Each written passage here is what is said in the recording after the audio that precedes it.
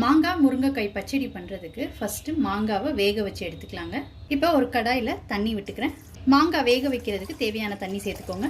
இப்போ தண்ணி ஒரு கொதி வர ஆரம்பிச்சிருச்சுங்க. இப்போ ஒரு கிளிமூக்கு மாங்காவை க்யூப்ஸாக கட் பண்ணி வச்சுருக்குறேங்க. அதை இதோட சேர்த்துக்கிறேன். மாங்காவை தோலோடு தான் சேர்த்துக்கிட்டு இருக்கேங்க. தோல் இல்லாமல் போட்டிங்கன்னா மாங்காய் கரைஞ்ச மாதிரி ஆகிடும். தோலோடு போட்டிங்கன்னா டேஸ்ட்டும் நல்லாயிருக்குங்க. மஞ்சள் தூள் சேர்த்துக்கோங்க. மாங்காவுக்கு தேவையான உப்பு. மாங்காய் நல்லா சாஃப்டாக வேகிற அளவுக்கு வேக வச்சு எடுத்துக்கோங்க. மாங்காய் குக் ஆகிறதுக்குள்ளே முருங்காவை வேக வச்சு எடுத்துக்கலாங்க. இதுக்கு ஒரு கடாயில் எண்ணெய் விட்டுக்கிறேன். எண்ணெய் சூடானதுக்கப்புறம் இதில் கடுகு ஜீரகமும் சேர்த்துக்கிறேன். காய்ந்த மிளகாய் 2, பெருங்காயத்தூள், 10 சின்ன வெங்காயம், ஒரு கொத்து கருவேப்பிலை. சின்ன வெங்காயம் ஓரளவுக்கு வதங்கிடுச்சு. இப்போ கட் பண்ணி வச்சுருக்கிற முருங்காவை சேர்த்துக்கிறேங்க.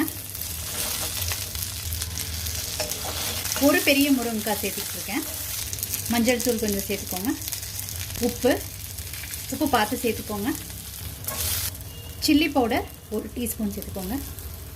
நீங்கள் உங்கள் காரத்துக்கு ஏற்ப பார்த்து போட்டுக்கோங்க. இப்போ முருங்காய் வேகிறதுக்கான தண்ணி சேர்த்துக்கிறேன்.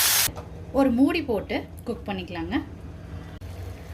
முருங்கைக்காய் நல்லா குக் ஆகிடுச்சுங்க. இந்த ஸ்டேஜில் பருப்பு சேர்த்துக்கலாம். துவரம்பருப்பு 1/2 கப் வேக வச்சு வச்சுருக்குறேங்க. அதை இதோடு சேர்த்துக்கிறேன். இதை நல்லா கலந்து விட்டுக்கலாம். பருப்பு முருங்கைக்காய் எல்லாம் ஒன்று சேர்ந்து ஒரு கொதி வர ஆரம்பிக்கட்டுங்க. அதுக்கப்புறம் மாங்காவை சேர்த்துக்கலாம். இப்போ வேக வச்ச மாங்காவை சேர்த்துக்கிறேங்க. எல்லாத்தையும் ஒன்று சேர்த்து கலந்து விட்டுக்கலாம். மாங்காய் வேக வைக்க யூஸ் பண்ணியிருந்த தண்ணி கரெக்டாக இருந்துச்சுங்க. அதனால் அந்த கொஞ்சம் இருந்த தண்ணியோட இதில் சேர்த்துக்கிட்டேன். மாங்காய் முருங்காய்லாம் பருப்போடு ஒன்று சேர்ந்து கரெக்டான கன்சிஸ்டன்சிக்கு வந்துருச்சுங்க.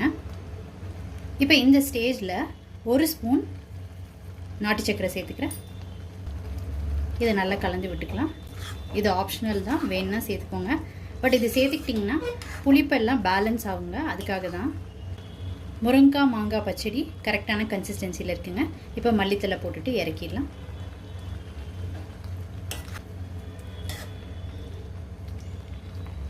முருங்காய் மாங்காய் பச்சடி சூப்பராக ரெடி ஆயிடுச்சுங்க.